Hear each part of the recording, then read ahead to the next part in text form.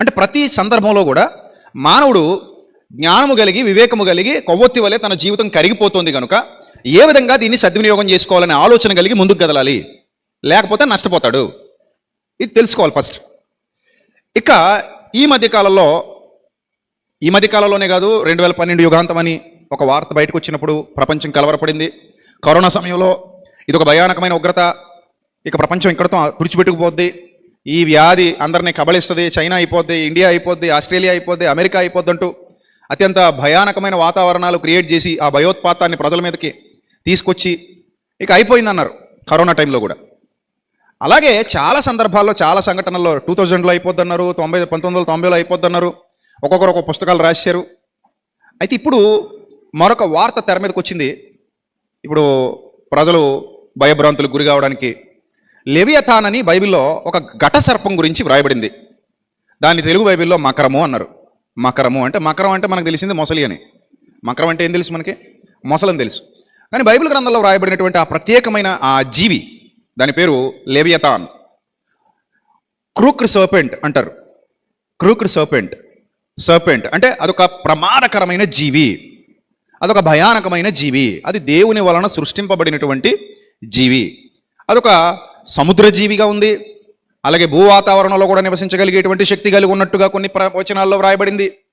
అలాంటి ఒక ప్రమాదకరమైన జీవి దేవుని వలన సృష్టింపబడినట్టుగా దాన్ని హీబ్రూ గ్రంథకర్తలు లివియథాన్ అన్నారు. దాన్ని లెవియథాన్ అంటారు. తెలుగులో తర్జుమా చేసినప్పుడు మకరము, తీవ్రమైన మకరము అని తర్జుమా చేశారు. ఇప్పుడు కొన్ని తర్జుమాలు చేస్తున్నప్పుడు కొన్ని పదాలు వివరించడానికి ఆనాటి గ్రంథకర్తలకు కూడా అవకాశాలు ఉండవు. కొన్ని సందర్భాల్లో ఈ పదాన్ని ఎలా వివరించాలి అని అంటే కొన్ని సందర్భాల్లో అవకాశాలు ఉండకపోవచ్చు. ఎందుకంటే ఆ పదం అన్ని భాషలలోకి తర్జుమా అవడానికి అన్ని భాషల వాళ్ళకి అలవాటు కానిదైతే, కొత్తగా వచ్చిందైతే దాన్ని ఎలా చెప్పాలి ఇప్పుడు అనే డైలమాలో ప్రజలు పడిపోతారు. అప్పుడు దానికి ఒక పేరు సృష్టించాల్సి వస్తుంది. కొత్త దానికి ఏం సృష్టించాలి? ఒక పేరు సృష్టించాలి. ఎందుకంటే ఆ భాష వారికి అది కొత్తది. ఆ భాష వారు అప్పటి వరకు దాన్ని చూడలేదు. అర్థమైందా? ఇప్పుడు టీవీ అంటాం, టీవీ, లేదా టెలివిజన్ అంటారు. టెలివిజన్ అది ఫస్ట్ ఇంగ్లీష్ వాళ్ళు కనిపెట్టారు. మన తెలుగులోకి వచ్చిన తర్వాత దానికి ఏమైనా పేరు పెట్టాలి? టీవీ లేదా టెలివిజన్. దానికి తెలుగులో ఏమనాలి ఇప్పుడు దాన్ని? అంటే ఇప్పుడు మనం కొత్త పదాన్ని వెతుక్కోవాలి. ఆ కొత్త ఎందుకు తెలుగు మ్యాట్రిమోని చూస్ చేసుకున్నారు? ఎందుకంటే ఇందులో లెక్కలేనన్ని చాయిస్లు ఉన్నాయి. దీన్ని యూజ్ చేయడం చాలా ఈజీ అండి. హారోస్కోప్ కూడా మ్యాచ్ చేసుకోవచ్చు. ప్రతి విశ్వాసి దేవుని వైపు చూస్తూ ఆయన మార్గాలలో నడుస్తూ ఆయన చెప్పినట్టుగా చేస్తూ విశ్వాసులందరితో పాటు కలిసి కష్టపడుతూ దేవుని కార్యాభివృద్ధి కొరకు ముందుకు కదులుతూ నిన్ను వలే నీ పొరుగువానిని ప్రేమించమన్నాడు కాబట్టి ఇతరులకు కూడా జ్ఞానాన్ని పరిచయం చేస్తూ మన భక్తి జీవితాన్ని కాపాడుకుంటూ మనం ముందుకు వెళ్ళిపోతున్నాం.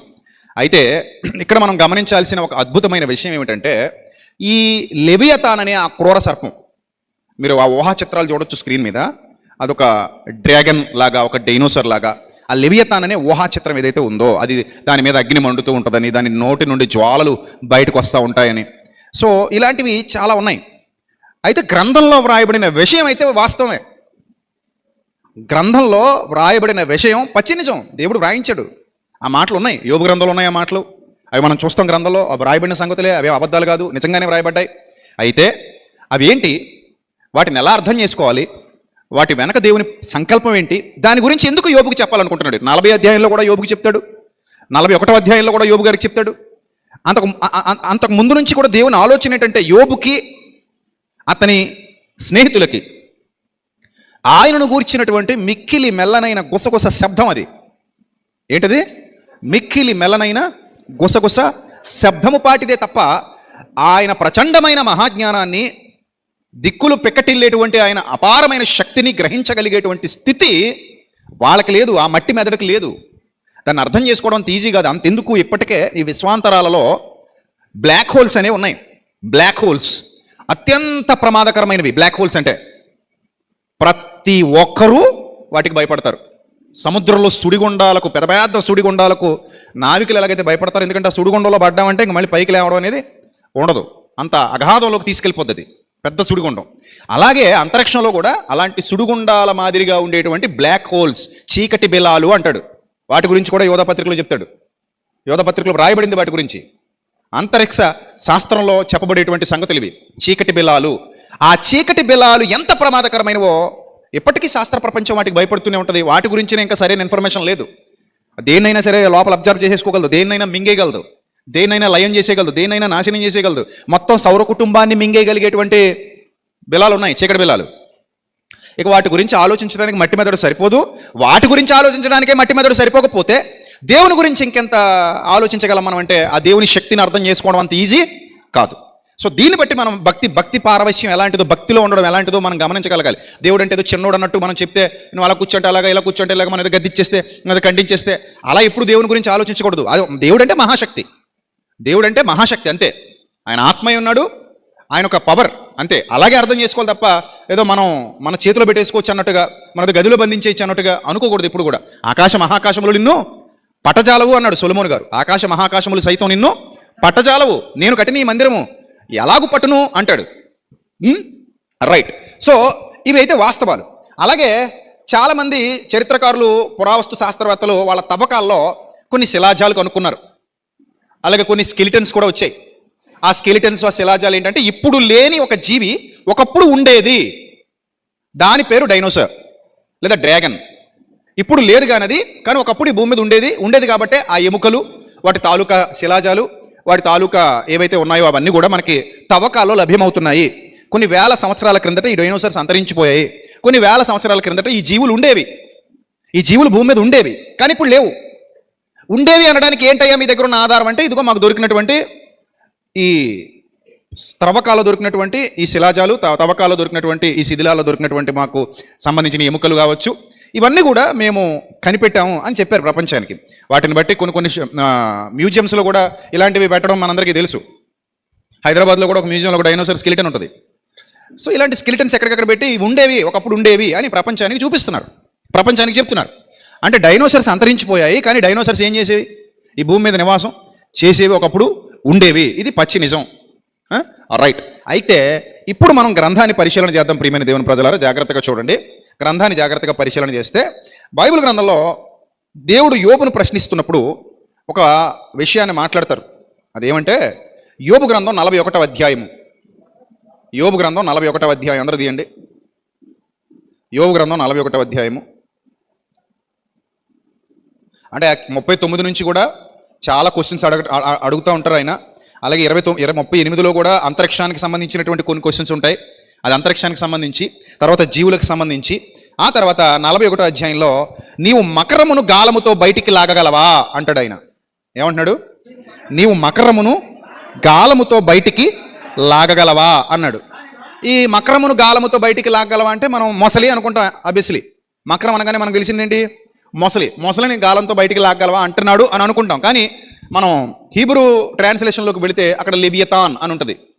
ఏమని ఉంటుంది? లెవియతాన్ అని ఉంటుంది. మకరము అని ఉండదు, అంటే క్రొకొడైల్ అని ఉండదు, లెవియతాన్ అంటుంది. లివియతాన్ హీబ్రూలో.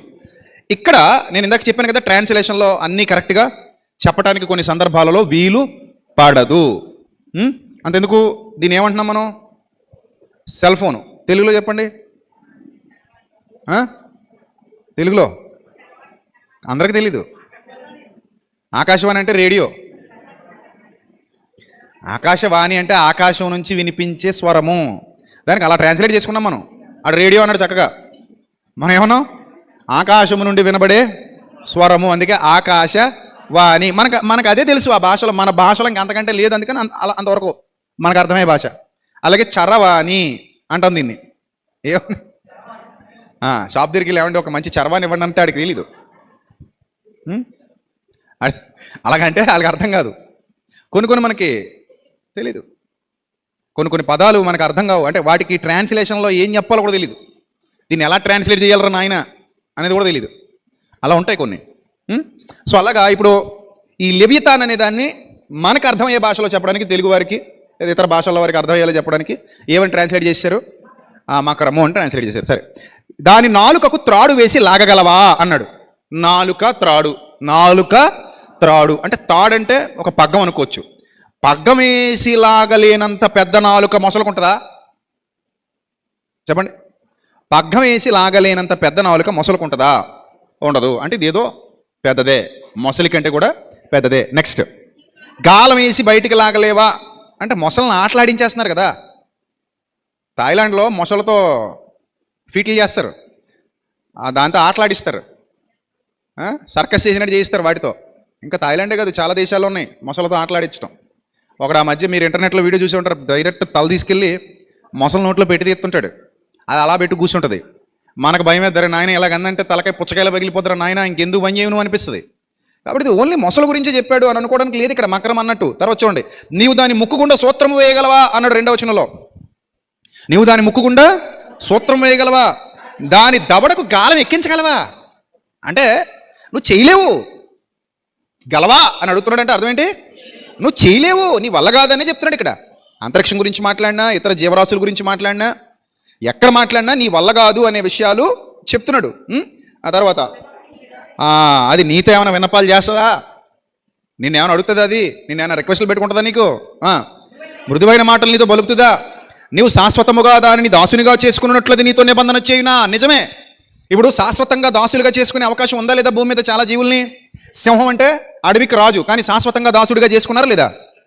సింహాలని లోపల బంధించి పడేశారు, శాశ్వత దాసులు అని అర్థం. ఇంకా పులి శాశ్వత దాసులు అని అర్థం. ఇంకా పులులు, సింహాలు, ఏనుగులు, ఏనుగుతో సైకిల్ దొక్కిస్తున్నారు మనుషులు. దాని లెవెల్ ఏంటి, దాని రేంజ్ ఏంటి, దాని గొప్పతనం ఏంటి? ఆ తొండ పెట్టి కొడితే ఎక్కడ పడతామో తెలియదు. దాని కాలు కానీ మీద పడిందా రక్తం కక్కు చచ్చిపోవాలి, అది భరించలేని బరువు ఉంటుంది అది. అయినా కూడా దాన్ని దాసురాలుగా చేసుకుని ఏం చేస్తున్నారు, దాంతో సైకిళ్ళు తొక్కిస్తున్నారు మనుషులు. మరి ఈ భూమి మీద ఏ జీవిని వదిలేడు మనిషి? ఏ జీవిని వదలడు, ఎందుకంటే దేవుని నిబంధనలో అది భాగం కనుక, దేవుని చిత్తంలో అది భాగం కనుక. అది కూడా మీకు చూపిస్తాను ఇప్పుడు. రైట్, ఇప్పుడు ఏమంటాడంటే నీవు దాన్ని దాసుడిగా చేసుకోలేవు, నిబంధన నీతో చేయదు అది. అలాగే ఒక పెట్టతో ఆటలాడినట్టు దాంతో నువ్వు ఆటలాడలేవు. నీ కన్యకలు ఆటలాడుకోవడానికి దాన్ని ఏమైనా కట్టేయగలవా అన్నాడు. ఏనుగుని కట్టేశాం, సింహాన్ని కట్టేశాం, పులిని కట్టేశాం, హిప్పోపొటమస్ని కట్టేశాం, ఇంకా బలమైన ఖడ్గమృగాన్ని కూడా కట్టేశాం. అన్నింటినీ కట్టేస్తున్నాం, దేని పడితే దాన్ని కట్టేశాం. ఇంకేం కట్టలేదు.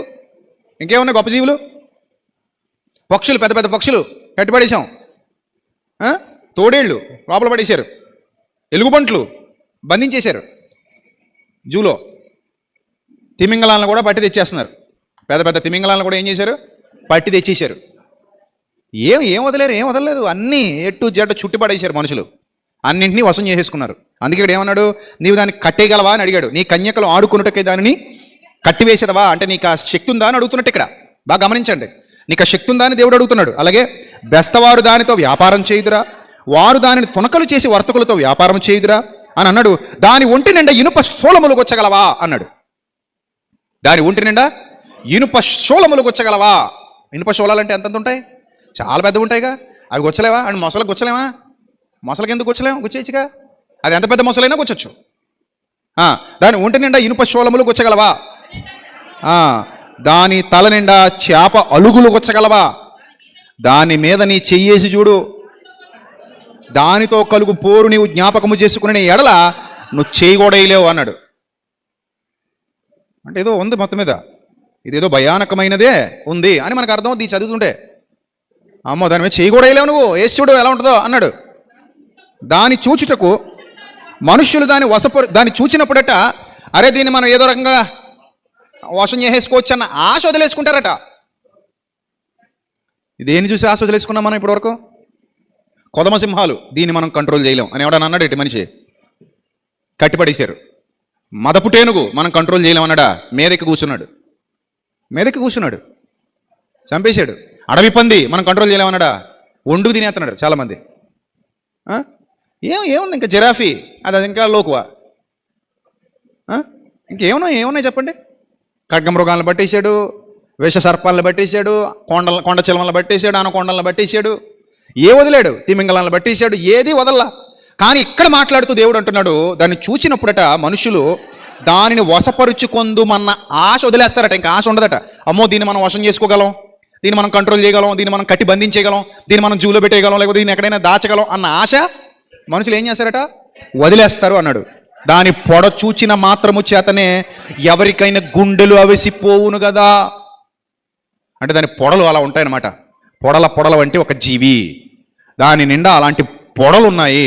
అది చూస్తేనే మనిషికి ఏమైపోద్ది, గుండెలు అవిసిపోతాయి అని వ్రాయబడింది. అలాంటి ఒక భయానకమైన జీవిని గురించి దేవుడు ఇక్కడ తెలియజేస్తున్నాడు. నెక్స్ట్, దాని రేపుటకైనను తెగింపగల శూరుడు లేడు. అంటే అది కనబడితే మిన్నకుండి పారిపోవడం తప్పితే దాన్ని రేపుదాం అనుకునే శూరుడు ఎవడు లేడట. రేపితే ఉండడు అనమాట, దానికి కంటబడితే ఉండడు, అందుకని కంటబడ్డట. నెక్స్ట్, అట్లుండగా, అది దేవుని ఆలోచన, అట్లుండగా నేను చేసిన దాన్ని రేపటానికే మీకు శక్తి లేనప్పుడు నా ఎదుట నిలవగలవాడెవడో అన్నాడు. ఇది దేవుని శక్తి, మీరు అర్థం చేసుకోవాలి. ఇది దేవుని శక్తి. నేను చేసిన ఒక జీవిని రేపటానికే మీకేమి లేదు, ఆ శూరుడు, అలాంటి శూరుడు లేడు. అలాంటిది నా ఎదుట ఎవడు నిలవగలడు అని దేవుడు అడుగుతున్నాడు. ఇంకా చదువుదాం. నేను తిరిగి ఇవ్వవలసి ఉండినట్లు నాకు ఎవడైనా ఏమైనా ఇచ్చాడా? ఆకాశ వైశాల్యం అంతటి కింద ఉన్నదంతయు నాదే కదా, నాదే, ఎవరిది కాదు ఇది. నేను ఎప్పుడో చెప్పాను, మన డిబేట్లో కూడా చెప్పాను, ఈ ప్రపంచంలో ఆయనది తప్ప ఎవరిది ఏమీ లేదు, మొత్తం ఆయనదే. సాతాను అబ్బసొత్తు ఏమీ లేదు ఇక్కడ అని చెప్పాను లేదా? మన కంటికి కనిపించే దృశ్య పదార్థాలు కానీ అదృశ్య పదార్థాలు కానీ సమస్తం మీద ఉన్న సింబల్ ఎవరిది?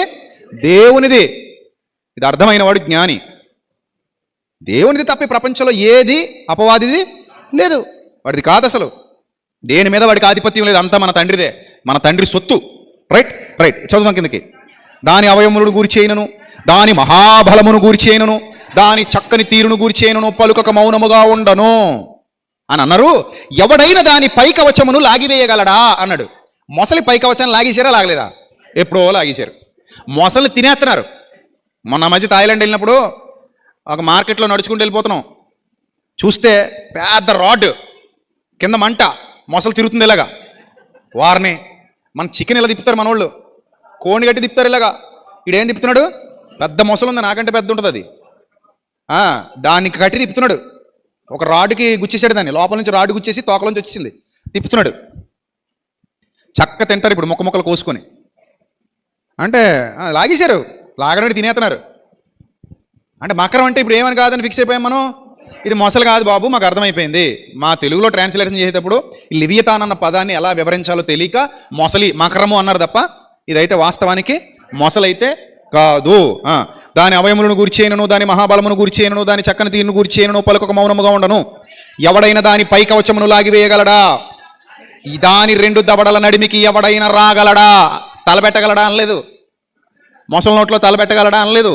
దాని రెండు దవడల నడిమికి మధ్యలోనికి, అంటే అది నోరు తెరిస్తే ఆ మధ్యలోకి వెళ్ళి నిలబడగలిగే సామర్థ్యం ఎవరికైనా ఉందా అంటే అది మనిషి నోరు, అది నోరు తెరిస్తే మనిషి నిలబడగలిగే అవకాశం ఉంది. అంత పెద్ద దవడలు ఉంటాయి దానికి, అంత పెద్ద దవడలు ఉంటాయి దానికి. ఆ మధ్యలోకి వెళ్ళి ఎవడైనా నిలబడగలడా అని అడుగుతున్నాడు. దాని ముఖద్వారములను తెరవగలవాడెవడన్నాడు. ముఖద్వారం అంటే ఎంట్రీ డోర్. మనం ముఖద్వారం అన్న పదాన్ని ఎక్కడ వాడతాం? ఇంటి గుమ్మానికి వాడతాం. ముఖద్వారం అంటే ఇంటి ముందున్న పెద్ద గుమ్మం అని. దానికి ఒక పెద్ద గుమ్మం ఉందట, అదే దాని నోరు. దాని నోటిని ఎవడైనాను తెరవగలడా? పెద్ద గుమ్మాన్ని ఎవడైనా తెరవగలడా? ముఖద్వారాన్ని అన్నాడు. దాని పళ్ళ చుట్టూ భయకంపములు కలవు, దాని గట్టి పొలుసులు దానికి అతిశయాస్పదము, ఎవరునూ తీయలేని ముద్ర చేతవి సంతన చేయబడి ఉన్నవి. అంటే ఎవరునూ తీయలేని ఒక ముద్ర దానికి వేయబడిందట. ఎవరునూ తీయలేనంటే ఎవడూ తీయలేడు. No one can open that. ఎవ్వడూ తీయలేడు. అలాంటి ముద్ర దానికి వేయబడిందట గ్రంథం చెబుతోంది. నమ్మాలి ఇంకా దేవుని మాట ఇది. సాక్షాత్తు దేవుడు యోబుతో చెబుతున్నమాట. సాక్షాత్తు దేవుని స్వరం యోబుతో మాట్లాడుతుంది. ఎవడునూ తీయలేని ముద్ర చేతవి సంతన చేయబడి ఉన్నవి, అవి ఒకదానితో ఒకటి హత్తుకొని ఉన్నవి, వాటి మధ్యకు గాలి ఏమాత్రమును జొరనేరదు, ఒకదానితో ఒకటి అతకబడి ఉన్నవి, భేదింప సఖ్యము కాకుండా ఒకదానితో ఒకటి కలుసుకొని ఉన్నవి. అది తుమ్మగా వెలుగు ప్రకాశిస్తుంది. రేపు తుమ్మితే వెలుగు ప్రకాశిస్తుందట, అంటే పిడుగులాగనమాట. ఉరుమురిమితే ఏమవుతుంది? మెరుపు వస్తుంది. అలాగే తుమ్మితే ఏమొస్తుందట? మెరుపు వస్తుందట. తుమ్మితే మెరుపు వచ్చే జీవులు ఎక్కడున్నాయి? మొసలు తుమ్మితే మెరుపు వస్తుందా? ఏం రాదు. కానీ ఇక్కడ ఏమన్నాడంటే అది తుమ్మగా వెలుగు ప్రకాశించును, దాని కనులు ఉదయకాలపు కను రెప్పల వెలనున్నవి, దాని నోట నుండి జ్వాలలు బయలుదేరును అన్నాడు. దాని నోట నుండి ఏం బయలుదేరును? జ్వాలలు బయలుదేరును. అంటే నోట్లో నుంచి అగ్నిని చిమ్మగలదు. అగ్ని కణములు దాని నుండి లేచును, ఉడుకుచున్న కాగులో నుండి, జమ్ము మంట మీద కాగుచున్న బాణలో నుండి పొగలేచినట్లు దాని నాసికారంధ్రములలో నుండి లేచును, దాని ఊపిరి నిప్పులను రాజబెట్టును, దాని నోట నుండి జ్వాలలు బయలుదేరును. దాని పెద్ద మెడ ఉంటుంది అని చెప్తున్నాడు. దాని మెడ బలమునకు స్థానం, అతి పెద్ద మెడ కలిగిన జీవి, అంత బలమైన జీవి. నేను అలాంటి దాన్ని సృష్టించానని దేవుడే వ్రాయించాడు ఇక్కడ. మీరు గమనించండి, డైనోసార్స్ గురించి కానివ్వండి, డ్రాగన్స్ గురించి కానివ్వండి, సముద్రపు ఈ సముద్ర రాక్షస్ అంటారు దీన్ని. ఈ లెవియతాన్ అనే దానికి ఉన్న మరో పేరంటే సముద్ర రాక్షసి, సీ మాన్స్టర్ అంటారు, సీ మాన్స్టర్. ఈ సముద్ర రాక్షసి అనే ఈ జీవి గురించి కానివ్వండి, దేవుడు తన గ్రంథంలో లేదా హీబ్రూలో యోబు గ్రంథంలో వ్రాయించిన సందర్భాలు తప్ప మరి ఏ ఇతర పుస్తకాల్లోనూ దాని గురించిన ఇన్ఫర్మేషన్ లేదు, వ్రాయబడలేదు. అంటే దేవుడు యోబుతో చెబుతున్నాడు, ఇలాంటి ఒక జీవిని నేను చేశాను, దాని ఎదుటే ఎవడు నిలబడలేడు, నేను చేసిన దాని ఎదుటే ఎవడు నిలబడలేడు, నా ఎదుట నిలబడగలరా అని అడుగుతున్నాడు దేవుడు. నెక్స్ట్ అక్కడ ఏమంటాడంటే భయమే దాని ఎదుట తాండవమాడద్దట. సినిమాల్లో డైలాగులు చెప్తుంటారు మన హీరోలు, భయానికి భయం పుట్టిస్తానంటుంటారు మన హీరోలు, కానీ వీళ్ళకు ఉన్నంత భయం ఎవడకుండదు. అవన్నీ డైలాగుల వరకే. భయానికి భయం, నేనంటే భయానికి భయం పడుద్ది, భయాన్ని చంపేస్తా, భయాన్ని ఏదో చేసేస్తా, భయానికి నా పేరు చెప్పు అది భయపడద్ది, ఇలాంటి పనికిమాల డైలాగులకే పరిమితం. వాస్తవానికి ఏమి ఉండదు. తీసుకెళ్ళి లోపలేసి కుమ్మేస్తుంటారు ఒకసారి పోలీసులు, లేకపోతే తీసుకెళ్ళి జైల్లో పడేస్తుంటారు. ఈ డైలాగులు చెప్పడం వరకే తప్ప జైల్లో మామూలుగా చెప్పకూడదు, తినాలి. అలా తిన్నోళ్ళు చాలామంది ఉన్నారు, ఇలా డైలాగులు చెప్పిన వాళ్ళు. సో కాబట్టి మనిషి అంటే మనిషి అంతే, మనిషి అంటే మనిషే. నువ్వు హీరోనని బిల్డప్లు కొట్టినా you are a human being అంతే. డైలాగుల వరకే పరిమితం. నెక్స్ట్, దాని ఎదుట భయము తాండవమాడద్ది అంటే అది అది ఒక పెద్దది, యూనిక్. ఇంక పెద్దదానికి భయమే ఉంటుంది. దాన్ని చూసి అందరూ భయపడాలి, అందరూ గడ్డిపోచలా ఉంటారట. దాని పక్కల మీద మాంసము దళముగా ఉన్నది, అది దాని ఒంటిని గట్టిగా అంటి ఉన్నది, అది ఊడురాదట. ఊడురాదంటే మరి థాయిలాండ్లో తినేస్తున్నారు మొసల్ని, పీక్కుని మరి తినేస్తున్నారు, కోసుకుని తినేస్తున్నారు. అది ఊడురాదు. నెక్స్ట్, దాని గుండె రాతి వల్ల గట్టిగానున్నది, అది తిరుగటి క్రింది దెమ్మంత కఠినం. ఓ, తిరిగటి క్రింద దెమ్మ ఎంత ఉంటుందండి? చాలా పెద్దది ఉంటుంది. మన తిరగళ్ళ గురించి మాడతలేదు, అక్కడ వాడే తిరగళ్ళ గురించి మాడాడు. అక్కడ బాణలు కానీ అక్కడ తిరగళ్ళు కానీ ఆ కాలంలో చాలా పెద్దవి. అలాంటి తిరగటి క్రింద దెమ్మంత కఠినం అంటున్నాడు.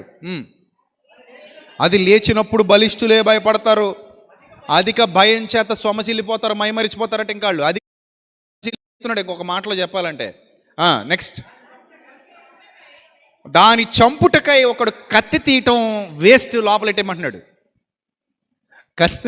కత్తి తీసే ఉద్దేశం ఒకవేళ ఉంటే ఏం చేయమంటున్నాడు?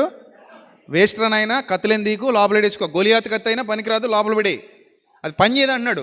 కత్తి దూయట వ్యర్థమే. నెక్స్ట్, ఈటలైనను బాణములైనను పంట్ర కోలలైనను పనికిరావు, అవి కూడా లోపల పడేసుకో. అంటే అప్పటికి అణుబాంబులు లేవు కాబట్టి వాటి గురించి మాట్లాడలేదు దేవుడు. ఇప్పుడైతే అణుబాంబులు ఉన్నాయి, ఇప్పుడైతే హైడ్రోజన్ బాంబులు ఉన్నాయి. ఇప్పుడు కథ వేరు, అప్పుడు కథ వేరు.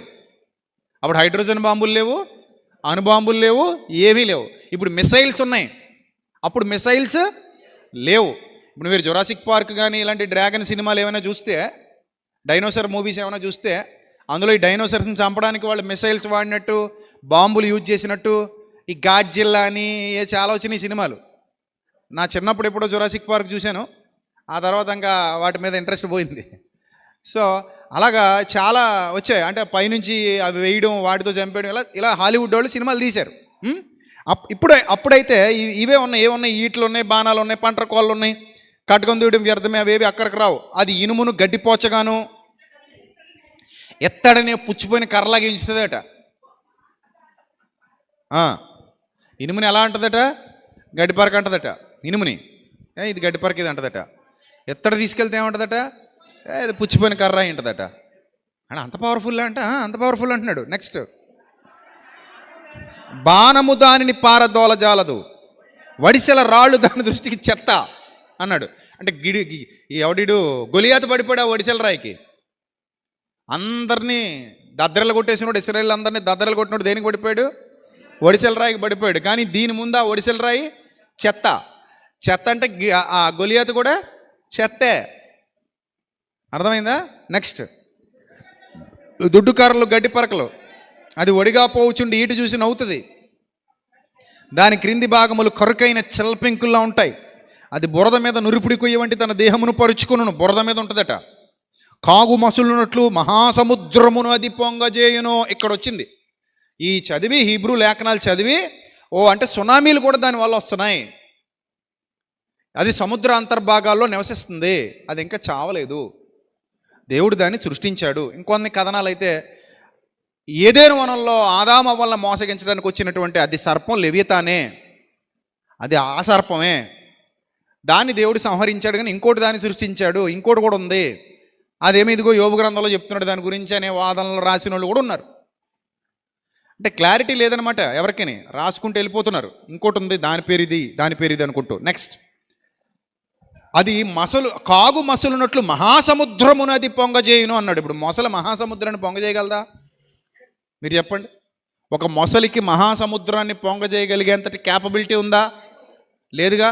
సముద్రం పొంగాలంటే అది ఎంత ఉండాలి? ఎంత ఉండాలి? చాలా పెద్ద ఉండాలి. కొన్ని కిలోమీటర్ల మేర ఉండాలి. అది 1 కిలోమీటర్ 2 కిలోమీటర్లు కాదు. ఆ జీవి పొడవు ఎంత ఉండాలి? కొన్ని కిలోమీటర్ల మేర విస్తరించి ఉండాలి ఆ జీవి. లేదా చాలా హైట్ ఉండాలి. అప్పుడు మాత్రమే అది సముద్రాన్ని ఏం చేయగలదు? బకెట్లో ఉన్న నీళ్ళన్నీ బయటపడిపోవాలంటే గులకరాయి ఎత్తే సరిపోద్దటి. మరి వేయాలి. బకెట్ కంటే పెద్ద సైజు రాయి అందులో పడేస్తే అందులో ఉన్న నీళ్ళన్నీ ఏమైపోతాయి? పొంగి బయటపడతాయి. అర్థమైందా? గోలులో ఉన్న నీళ్ళన్నీ పైకి చిమ్మాలి, ఎగరాలంటే గోలులో పెద్ద బండరాయి పడేయాలి. అప్పుడు బయటికి ఆ నీళ్లు బయటకు వస్తాయి. అంతే తప్ప చిన్న గులకరాయి అందులో వేస్తే బుడుకుమని మునిగిపోద్ది తప్ప అందులో ఏమి బయటికి రావు. అంటే మహాసముద్రమును పొంగజేయగలిగే సామర్థ్యం ఉన్న జీవి దేవుని వలన సృజింపబడింది. ఇది ఫిక్స్, సృజింపబడింది అని చెప్తున్నాడు ఇక్కడ. అది మహాసముద్రమును పొంగజేయగలదు. మహాసముద్రమును సముద్రమును తైలము వలె చేయును అన్నాడు. సముద్రమును ఏం చేస్తుంది? అది తైలము వలె చేయును. అది తాను నడిచిన త్రోవను తన వెనక ప్రకాశింపచేయును. వాడెళ్ళింది అనుకోండి, ఒక రూట్ మ్యాప్లా కనబడుద్ది సముద్రంలో. వాడెళ్తే ఎలా ఉంటుంది? ఇప్పుడే వాడ అంటే వెళుతూ ఉండగా చూడొచ్చు, బాగా వెళ్ళిపోయాక చాలాసేపటికి కాదు. కానీ అలాగే ర్యాకెట్ వెళ్తున్నప్పుడు చూడండి, ఆకాశంలో ఒక త్రోవ కనబడుతుంది, ఒక లైన్ కనబడుతుంది వైట్ కలర్లో. అలాగే ఇది నడిచి వెళ్తుంటున్నాడు, దాని వెనక తన త్రోవను ఏం చేస్తుందట? ప్రకాశింపజేస్తుందట. చూచిన వారికి సముద్రం అప్పుడు తెల్లని వెంట్రుకల్లా కనబడదట. అది వెళ్ళిన తర్వాత సముద్రం ఎలా కనబడదట? చూసేవాళ్ళకి ఒక తెల్లని వెంట్రుకలుగా కనబడుతుందట, నెరిసిన వెంట్రుకల్లా తోచును అని అంటాడు. అప్పుడు ఫైనల్గా దాని గురించి కన్క్లూజన్ ఇస్తున్నాడు.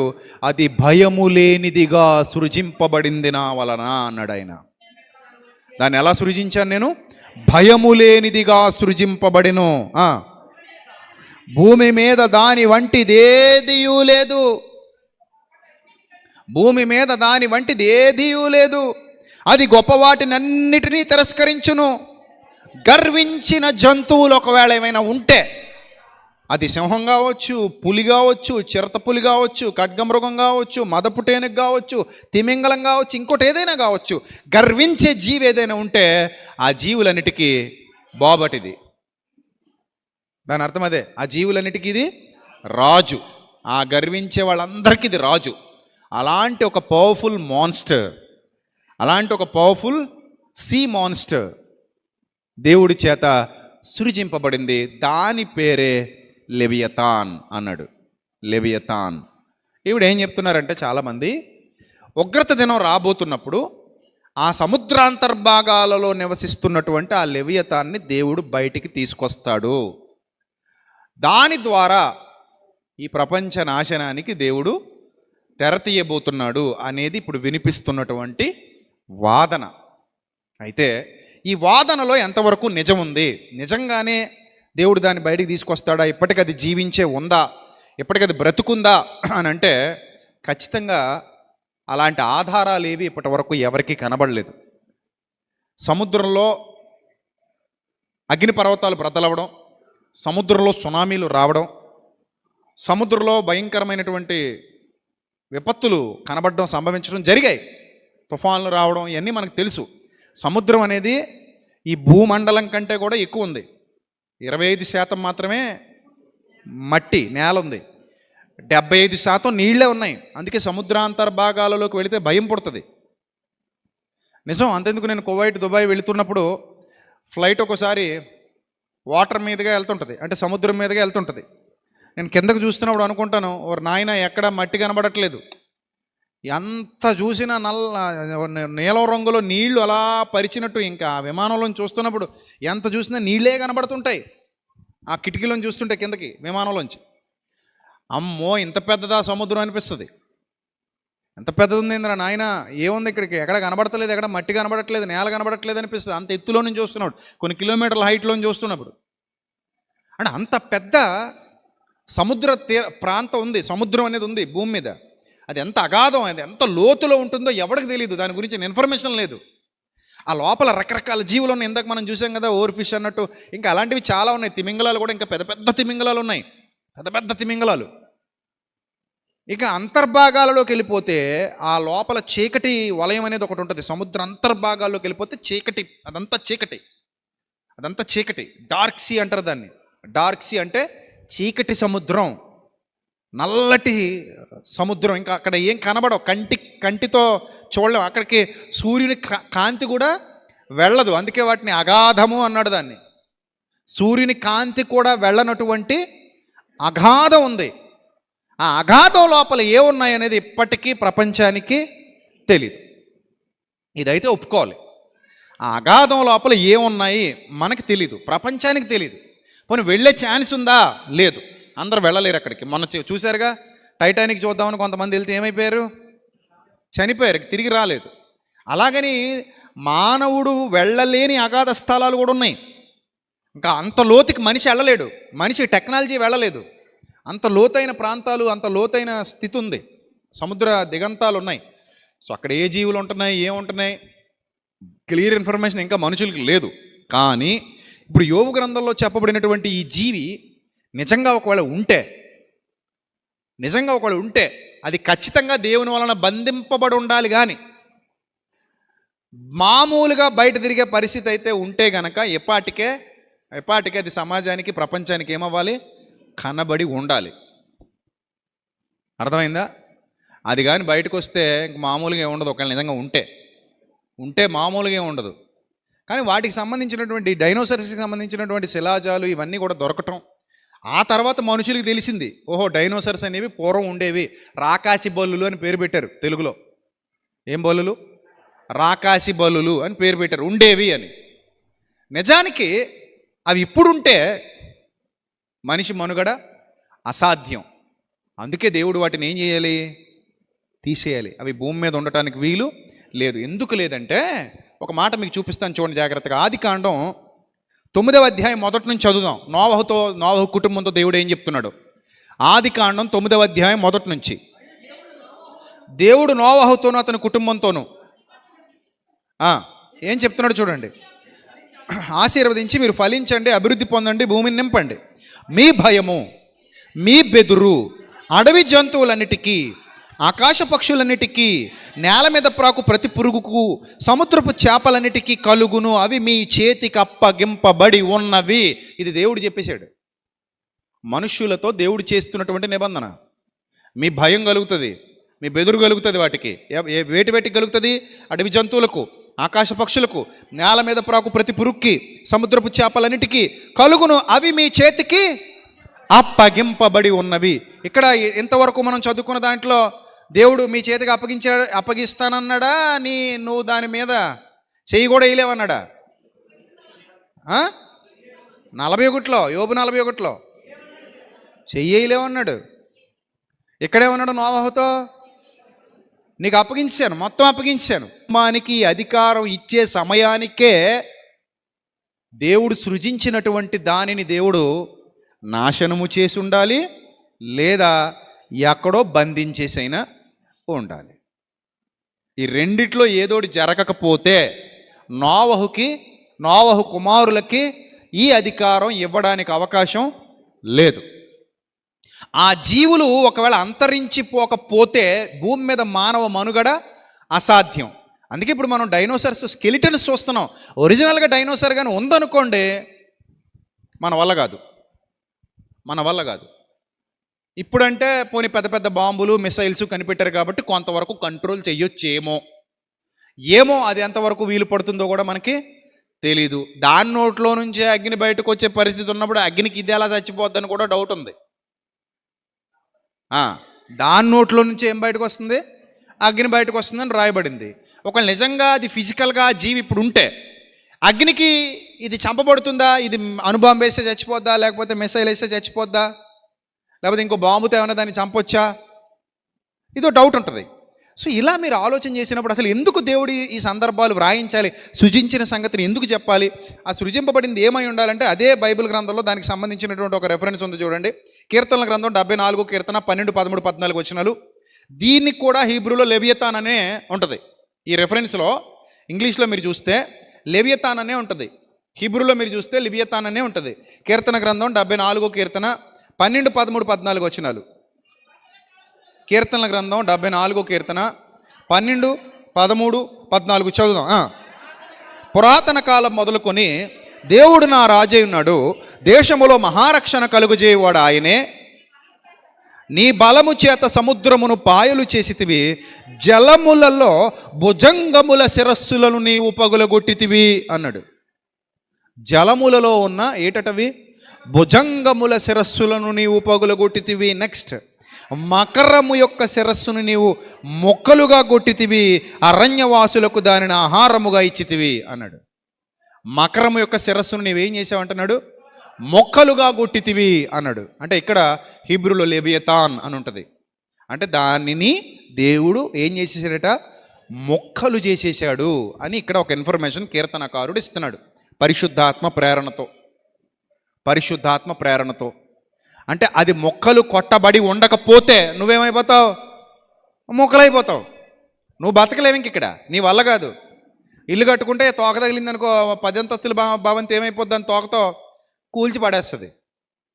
బుర్జ్ ఖలీఫాని కూడా ఏం చేయగలదు? దుబాయ్లో ఉన్న బుర్జ్ ఖలీఫాని కూల్చి బయట పడేయగలదు. అలాంటి సామర్థ్యం ఉందన్నమాట దానికి. యోబు గ్రంథంలో మహాసముద్రాలు అనేది ఏం చేస్తుంది అన్నాడు? పొంగజేయను అన్నాడు. కానీ ఇక్కడ పగల కొట్టినట్టుగా ఒక రెఫరెన్స్ కనబడుతుంది. అలాగే యెషయా గ్రంథం 27వ అధ్యాయం 1వ వచనం, ఇక్కడ కూడా లెవియతాన్ అనే ఉంది. యెషయా గ్రంథం 27వ అధ్యాయము 1వ వచనం. యెషయా గ్రంథం, తన ఖడ్గమును పట్టుకొనును, తీవ్ర సర్పమైన మకరమును, వంకర సర్పమైన మకరమును ఆయన దండించును, సముద్రము మీదనున్న మకరమును సంహరించును అన్నాడు. ప్రవక్త చెప్తున్నాడు. అంటే ఒక ఘటన జరిగింది, దేవుడు తన ఖడ్గాన్ని పట్టుకున్నాడు, సంహరించాడు. ఇక్కడ సంహరించును అని ఉంది కాబట్టి చాలామంది ఏమనుకుంటున్నారంటే ఇది భవిష్యత్తులో జరగబోయేది కాబట్టి యెషయా ప్రవక్త చెప్పాడు అనుకుంటున్నారు. ప్రవచనాలు చాలా లోతైన అధ్యయనాన్ని చేయాలి. ప్రవచనాల మీద చాలా లోతైన అధ్యయనాన్ని చేయాలి. అంటే భవిష్యత్తులో జరగబోయినట్టుగా వ్రాయబడినంత మాత్రాన జరగలేదని కాదు. ఒక ప్రవక్త పలుకుతున్న మాట చాలా శక్తివంతమైనది, దేవుని ఆలోచన చేత చెబుతూ ఉంటారు వాళ్ళు. అలా చెప్పబడినవే వ్రాయబడినటువంటి లేఖనాలు. అందుకే ఆయా కాలాలను, ఆయా సమయాలను పరిగణనలోకి తీసుకుంటూ ప్రవక్తల వచనాలను ఏం చేయాలి? అర్థం చేసుకోవాలి. అర్థమైందా? మనకు కుమారుడు అనుగ్రహింపబడిను అన్నాడు. ఆల్రెడీ అనుగ్రహింపబడ్డాడని చెప్తున్నాడు యెషయా గ్రంథంలో. మనకు కుమారుడు అనుగ్రహింపబడిను, కానీ 700 సంవత్సరాల తర్వాత నెరవేరింది ఆ ప్రవచనం. కానీ ఇక్కడ ఏమని చెప్పేశాడు? ఆల్రెడీ జరిగిపోయినట్టుగా. అర్థమైందా? సో కాబట్టి ఈ సందర్భాలు జాగ్రత్తగా అర్థం చేసుకోవాలి. ఇక్కడ దాన్ని తీసేసినట్టుగా, దాన్ని దేవుడు పగలగొట్టినట్టుగా రెఫరెన్స్ చూస్తే ఇక్కడ కూడా అదే మాట ఉంటుంది. యెషయా గ్రంథం 51వ అధ్యాయము 9వ వచనం. యెషయా గ్రంథం 51వ అధ్యాయము 9వ వచనం. యెహోవా బాహువా లెమ్ము, బలము తొడుగుకొమ్ము, పూర్వకాలములలోను పురాతన తరములలోనూ లేచినట్లు లెమ్మో అన్నాడు. పూర్వకాలములలోను పురాతన తరములలోనూ లేచినట్లు లెమ్ము. అప్పుడు లేచారట. పూర్వకాలంలో దేవుడు లేచారట, పురాతన తరములలో దేవుడు లేచారట. బాహువా లెమ్ము, బలము తొడుగుకొమ్ము, రాహబును తుత్తినియలుగా నరికి వేసిన వాడవు నీవే కదా అన్నాడు అదేషియా. ఇప్పుడు నెక్స్ట్ రెఫరెన్స్లో చెప్తున్నాడు ఇది. రాహబును తుత్తినియలుగా నరికి వేసిన వాడవు నీవే కదా, మకరమును పొడిచిన వాడవు నీవే కదా అన్నాడు. మకరమును పొడిచిన వాడవు నీవే కదా అంటే దానిని సంహరించేశాడు దేవుడు అని చెప్తున్నాడు. దాన్ని ఏం చేశాడు? సంహరించాడు. కీర్తనల గ్రంథం 104 కీర్తన 25, 26 వచనాలు. ఇది కూడా హీబ్రూలో లెవియతాన్ అనే ఉంటుంది. కీర్తన గ్రంథం 104 కీర్తన 25, 26 వచనాలు.